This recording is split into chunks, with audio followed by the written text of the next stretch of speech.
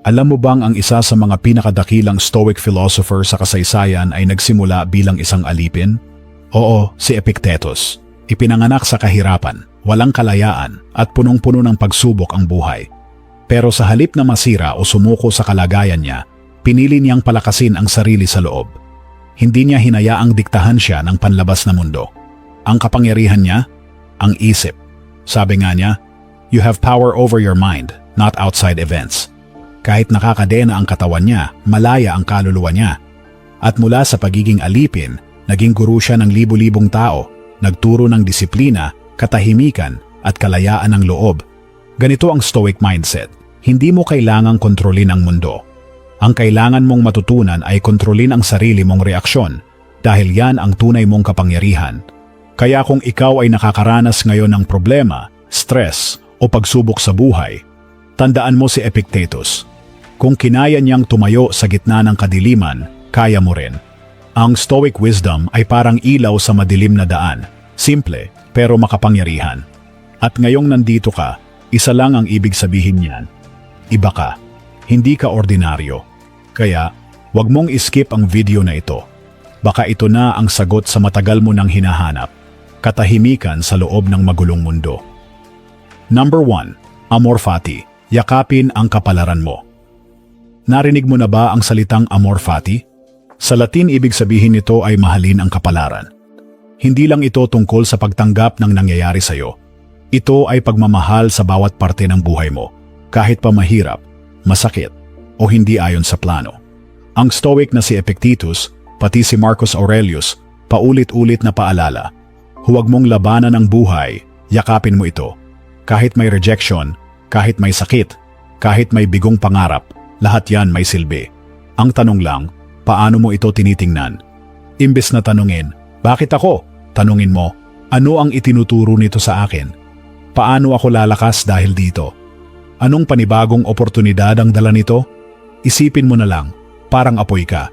Kahit anong ihagis sa'yo, kahoy, papel, basura, ginagawa mong gasolina, mas lumalakas ang apoy mo dahil sa mga pagsubok. Yan ang amor fati, hindi lang basta pagtitiis.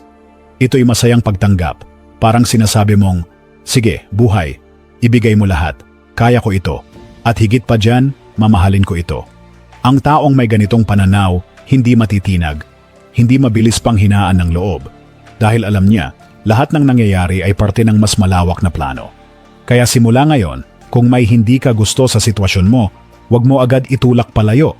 Baka ito pa pala ang eksaktong kailangan mo para tumibay, lumalim at lumaya. Amor fati. Yakapin mo ang kapalaran mo dahil yan ang tunay na kalayaan.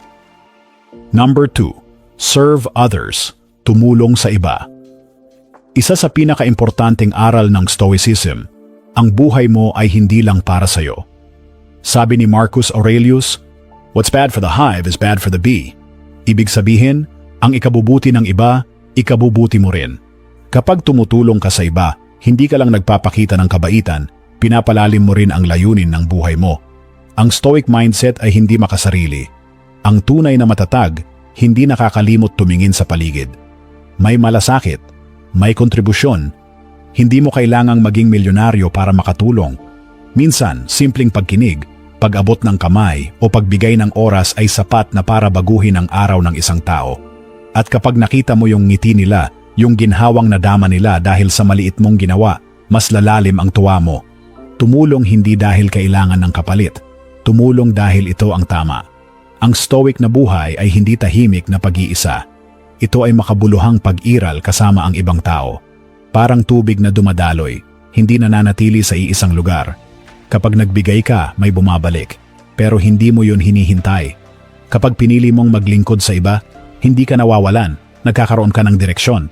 Hindi ka naliligaw dahil alam mong may mga taong nabubuhay rin dahil sa kabutihang ginagawa mo. Tanungin mo ang sarili mo, sino ang kaya kong tulungan ngayon? Anong maliit na bagay ang pwede kong ibigay ng bukal sa loob? Ang buhay na inuukit mo para sa iba ay siya ring buhay na bumubuo sa'yo. Maging ilaw, maging tulay, maging taong may layunin. Number 3. Memento mori. Alalahanin mong mamamatay ka rin. Memento mori. Sa Latin, ang ibig sabihin, tandaan mong mamamatay ka. Oo, Medyo nakakatakot pakinggan sa una. Pero sa Stoic philosophy, hindi ito para takutin ka, kundi para gisingin ka. Para ipaalala na bawat araw ay mahalaga, bawat oras ay may halaga, at bawat pagkakataon ay hindi na mauulit. Sabi ni Seneca, "It is not that we have a short time to live, but that we waste much of it." Kung totoo ang kamatayan, at siguradong darating ito, bakit hindi natin sulitin ang bawat araw? Bakit pa tayo magpapatumpik-tumpik? Bakit pa tayo magpapaiwan sa galit, sama ng loob o takot? Ang memento mori ay paalala na ang buhay ay hindi panghabang buhay. At dahil doon, mas dapat natin itong pahalagahan.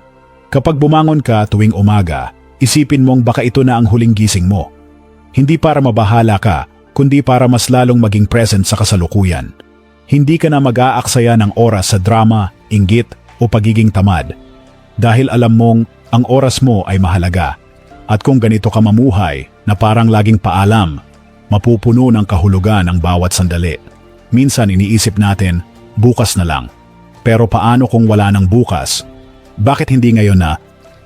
Memento mori. Hindi ito tungkol sa pagkamatay, kundi sa mas mabuting pamumuhay. Isang stoic na tanong na dapat mong bitbitin araw-araw. Kung ito na ang huling araw ko, paano ko gugustuhing mabuhay ngayon? Number 4. Self-discipline. Disiplina ang tunay na kalayaan. Sa dami ng tukso at gulo sa mundo ngayon, minsan ang hirap magpakatino. Pero sa Stoicism, may isang sandata na hindi matitinag, disiplina. Sabi ni Epictetus, "No man is free who is not master of himself." Kaya kahit gaano ka pa kayaman, katalino o kasikat, kung hindi mo kayang kontrolin ang sarili mo, bihag ka pa rin. Ang self-discipline ay parang muscle. Kapag lagi mong ginagamit, lumalakas. Kapag pinababayaan mo, humihina. Ito yung boses sa loob ng isip mo na nagsasabing, huwag mo nang i-delay ang trabaho. Tama na ang scroll, magbasa ka naman. Kahit tinatamad ka, gawin mo pa rin. Disiplina ang bridge mula sa pangarap papunta sa realidad. Gusto mong gumaling? Disiplina. Gusto mong umasenso? Disiplina. Gusto mong magkaroon ng kapayapaan? Disiplina. Hindi ito tungkol sa pagiging sobrang strikto sa sarili mo. Ito ay tungkol sa pagiging tapat sa kung ano ang mahalaga sa'yo. Kahit mahirap, kahit boring, kahit walang nakakakita. Isipin mo, bawat desisyon mo ngayon ay parang boto para sa taong gusto mong maging bukas. At ang disiplina ang nagsisiguro na ang boto mo ay hindi pa bigla-bigla, kundi planado at may layunin.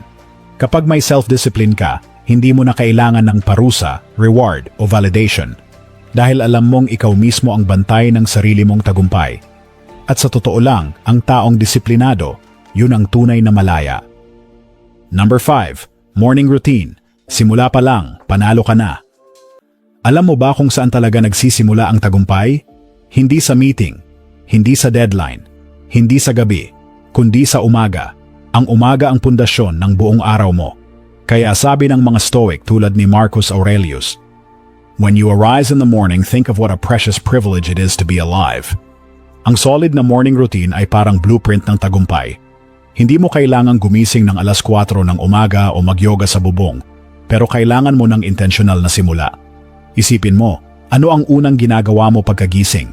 Cellphone agad? Scroll agad? O tahimik na sandali para sa sarili mo? Ang isang stoic na umaga ay may linaw, may direksyon, pwedeng simple. 5 minuto ng tahimik na paghinga o pagmumuni-muni, pagsulat ng goals o gratitude list, stretching or light movement. At pinaka-importante, walang distraction agad. Bakit ito mahalaga? Kasi kung paano mo simulan ang araw mo, ganun din kalalabasan ng buong araw mo. Kung gulo agad ang pasok sa isipan mo, gulo rin ang kalalabasan ng kilos mo. Pero kung may katahimikan, intensyon at disiplina sa umaga, kahit anong stress ang dumating, nakapwesto ka na.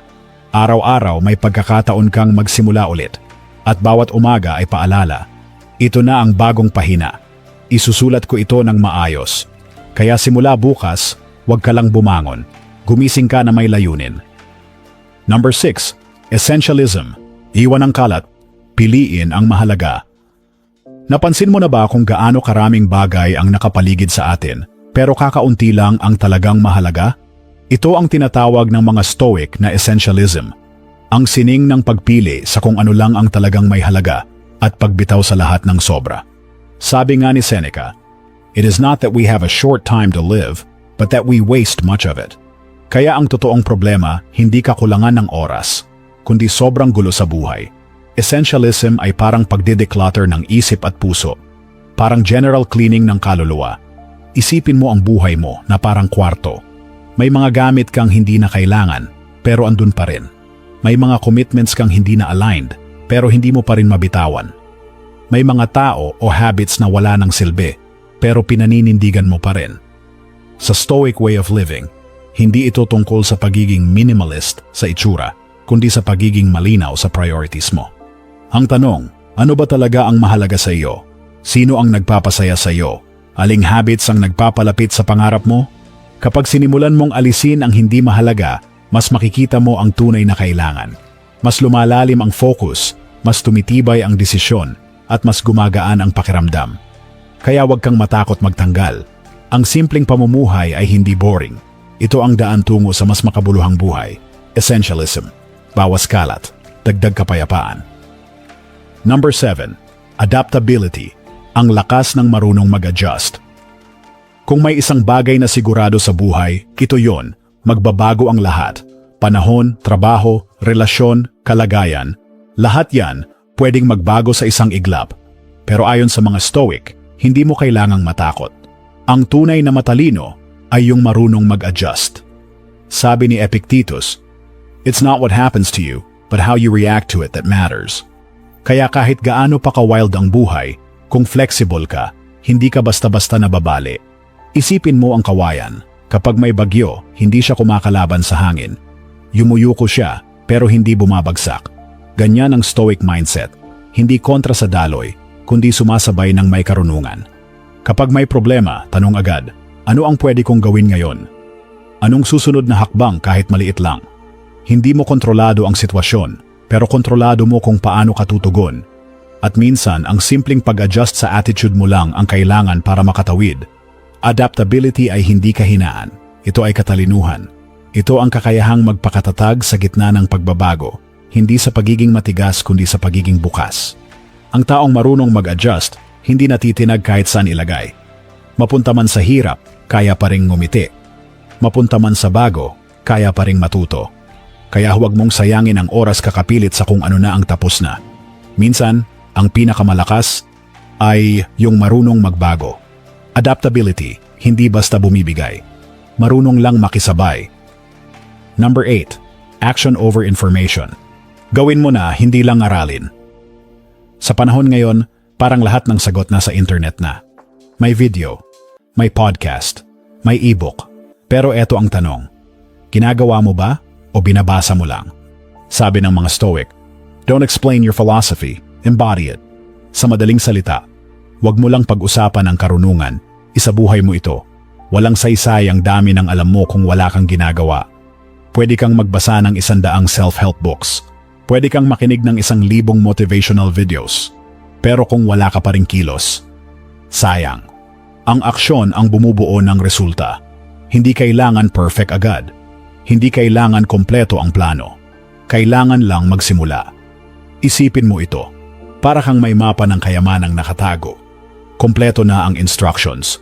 Pero kung hindi ka gagalaw, hindi mo makikita ang kayamanan. Ganon din sa buhay. Hindi sapat ang motivation.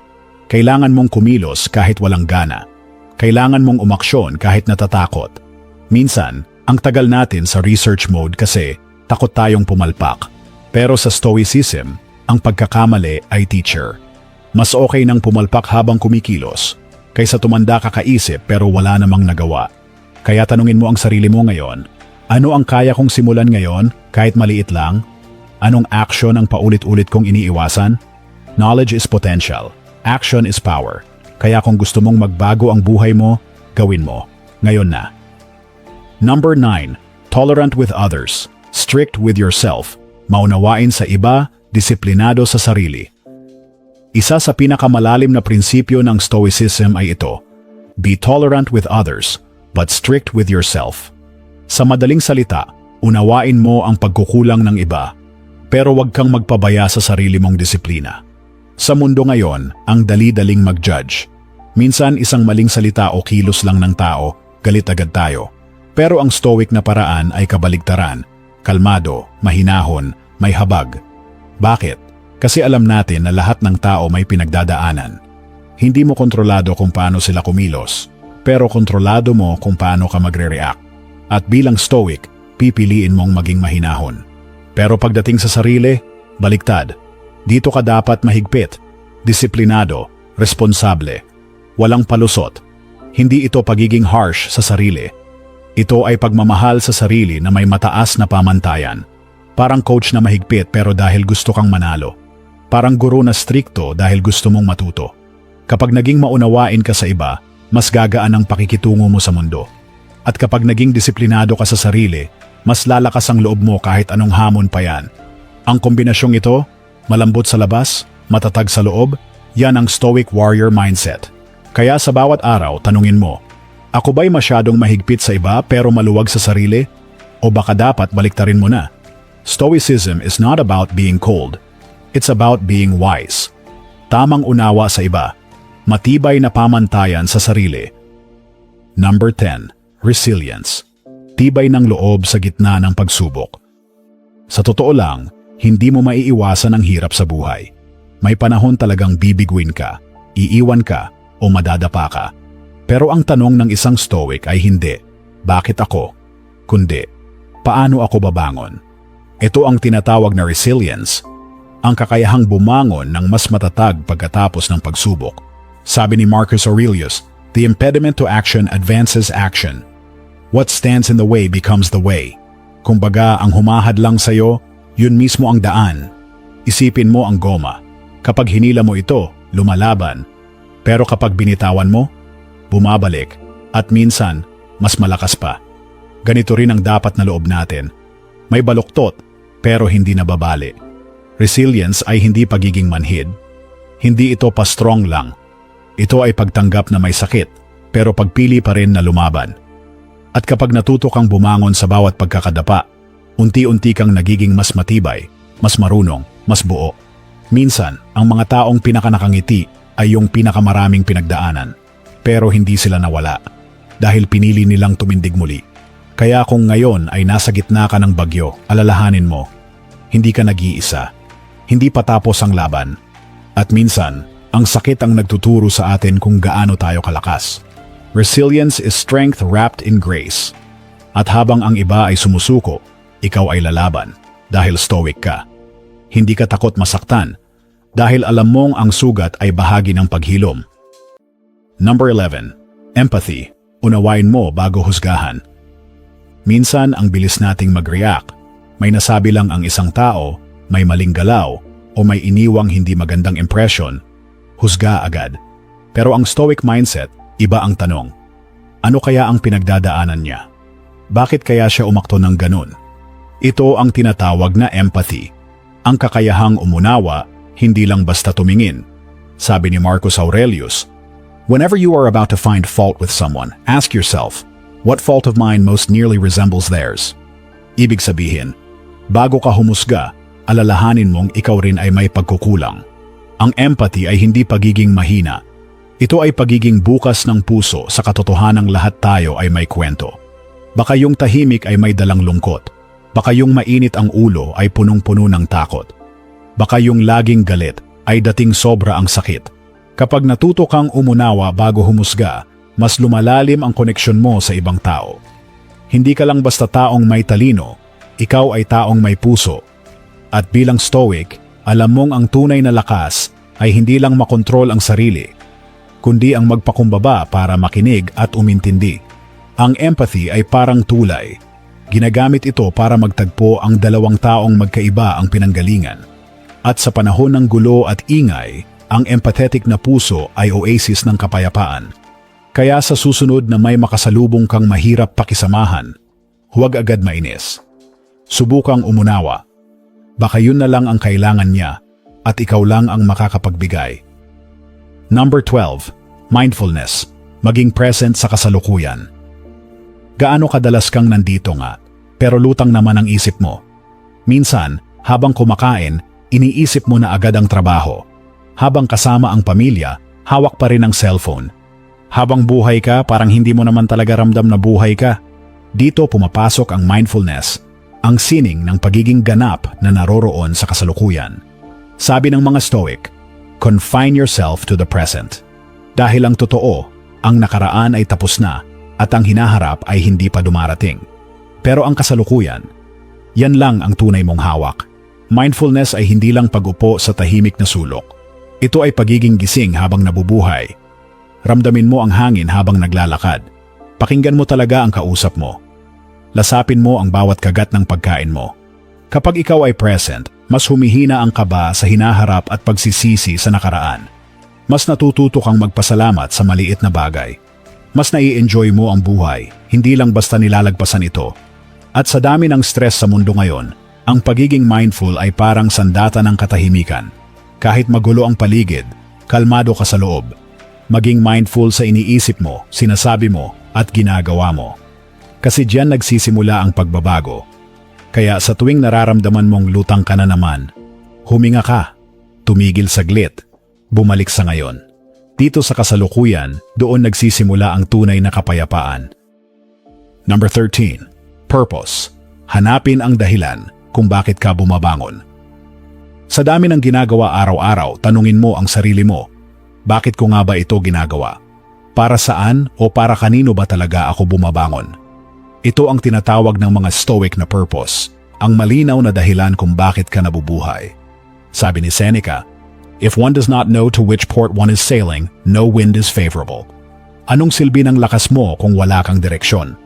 Anong silbi ng galaw kung wala kang patutunguhan? Ang taong may purpose, hindi basta natitinag ng problema, dahil alam niyang ang bawat pagod, bawat luha, at bawat sakripisyo ay may saysay. Hindi mo kailangang malaki agad ang layunin mo. Minsan, ang simpleng gusto kong maging mabuting magulang o gusto kong makatulong sa iba ay sapat na para manatiling buo kahit pagod na pagod ka na. Kapag alam mo ang bakit, nagiging malinaw ang paano. Kapag may layunin ka, mas matibay ka sa tukso. Mas kalmado ka sa gulo. Ang Stoic life ay hindi lang basta tahimik. Ito ay pamumuhay na may direksyon. Hindi ka basta-basta nadadala ng agos kasi alam mo kung saan ka pupunta. Kaya ngayon, itanong mo, ano ang tunay kong layunin? At ginagawa ko ba ito araw-araw? Ang purpose ay parang ilaw sa dilim. Hindi nito inaalis ang dilim pero ito ang gabay mo sa paglalakad. Number 14. Continuous learning. Matuto hanggang huli. Ang tunay na matalino, hindi yung alam na lahat, kundi yung handang matuto kahit kailan. Sa Stoicism, walang katapusan ang paglago. Sabi nga ni Epictetus, it is impossible for a man to learn what he thinks he already knows. Kaya kung feeling mo, alam ko na yan, baka nga hindi mo pa talaga alam. Dahil ang tunay na karunungan ay hindi mayabang. Ito ay mapagpakumbaba. Continuous learning ang susi sa pagiging mas matalino, mas mabuti, at mas handa sa hamon ng buhay. Pwedeng sa libro, pwedeng sa pagkakamali, pwedeng sa ibang tao, kahit mas bata pa sila sa'yo. Ang bawat araw ay parang classroom, at ang buhay mo, isa yang panghabambuhay na paaralan. Hindi mo kailangan ng diploma para matuto. Ang kailangan mo ay bukas na isipan at pusong marunong makinig. Bakit mahalaga ito sa Stoic way of life? Kasi ang mundo ay laging nagbabago. Kung hindi ka matututo, maiiwan ka. At kung ayaw mong matuto, hindi ka uunlad. Minsan, ang aral ay dumarating sa anyo ng pagkakamali. At ang Stoic mindset ay hindi natatakot magkamali dahil ang mali ay bahagi ng tunay na pagkatuto. Kaya tanungin mo ang sarili mo ngayon, kailan ako huling natuto ng bago? Anong bago ang pwede kong simulan ngayong linggo? Ang karunungan ay hindi natatapos sa paaralan. Ito ay pamumuhay na may bukas na mata at pusong handang tumanggap. Number 15. Gratitude. Matutong magpasalamat sa lahat ng meron ka. Sa dami ng gusto natin sa buhay, mas magandang trabaho, mas malaking bahay, mas maraming pera, minsan nakakalimutan natin ang pinakamahalaga, ang kung anong meron na tayo ngayon. Sabi ni Seneca, he is a wise man who does not grieve for the things which he has not, but rejoices for those which he has. Gratitude, pasasalamat, hindi ito pagiging kontento sa kakulangan, kundi pagkilala sa biyaya kahit sa gitna ng kakulangan. Minsan, hinahanap natin ang kulang, kaya hindi natin napapansin ang sapat. Meron kang katawan na gumagalaw, meron kang mga taong nagmamahal sa'yo, meron kang pagkakataong magsimula muli araw-araw. Kapag natutunan mong magpasalamat, nagbabago ang pananaw mo sa buhay. Hindi mo na iniisip ang mundo na parang may utang sa'yo. Nakikita mo na lang ang lahat bilang regalo, kahit ang mga pagsubok. At alam mo ba ang epekto? Mas kalmado ka. Mas buo ang loob mo. Mas magaan ang araw mo. Ang stoic na puso ay hindi lang matatag, ito rin ay mapagpasalamat. Kahit pagod, kahit may problema, kaya pa ring ngumiti at magsabing, "Salamat sa pagkakataong mabuhay pa rin ngayon." Simulan mo ang araw mo sa isang simpleng tanong, ano ang 3 bagay na pinasasalamatan ko ngayon? Gawin mo ito araw-araw at makikita mong unti-unting nagiging mas maliwanag ang mundo mo. Gratitude is wealth. Complaining is poverty. Piliin mong yumaman sa pasasalamat. Number 16. Patience. Ang sining ng paghihintay ng may puso. Sa mundo ngayon na lahat ay instant. Instant food, instant reply, instant success. Unti-unti na ring nawawala ang tiyaga. Pero para sa mga stoic, ang patience o pagtitiyaga ay isa sa pinakamakapangyarihang virtues. Sabi ni Epictetus, "No great thing is created suddenly." Ang lahat ng mahalaga, pinagpapasensyahan. Kapag wala kang patience, madali kang mainip. Kapag mainipin ka, madali kang sumuko. At kapag palagi kang sumusuko, hindi mo maaabot ang mga pangarap mo. Ang patience ay hindi lang basta paghihintay. Ito ay paghihintay na may layunin, na may tiwala, at higit sa lahat, na may puso. Isipin mo ang magsasaka. Hindi niya tinatanim ang buto ngayon at umaasang aanihin ito bukas. Alam niyang kailangan ng panahon, pag-aalaga at pananampalataya. Ganon din sa buhay. Ang relasyon, ang tagumpay, ang personal growth, lahat yan dumarating sa tamang panahon. Hindi mo pwedeng pilitin. Ang magagawa mo lang ay magpatuloy habang naghihintay. Kapag may patience ka, mas buo ang loob mo, mas matibay ang paninindigan mo, at mas marunong kang magtiwala sa proseso. Kaya sa susunod na mabagal ang resulta o parang wala kang nararating, huwag kang bibitaw, huwag kang mababahala. Baka ang bunga ay paparating na, pero sinusubukan ka lang kung handa ka nang tanggapin ito. Patience is not weakness, it's silent strength, tahimik, pero matatag. Number 17. Kindness. Maliit man, malaki ang balik. Sa dami ng ingay, galit at pagmamadali sa mundo ngayon, ang kabutihan ay parang liwanag sa madilim na kwarto.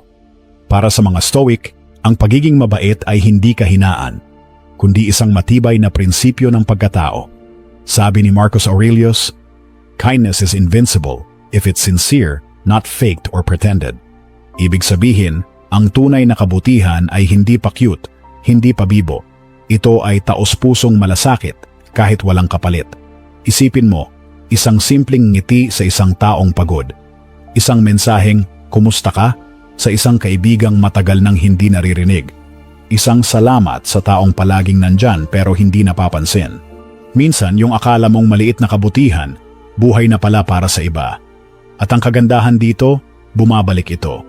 Hindi agad-agad, hindi palaging galing sa parehong tao.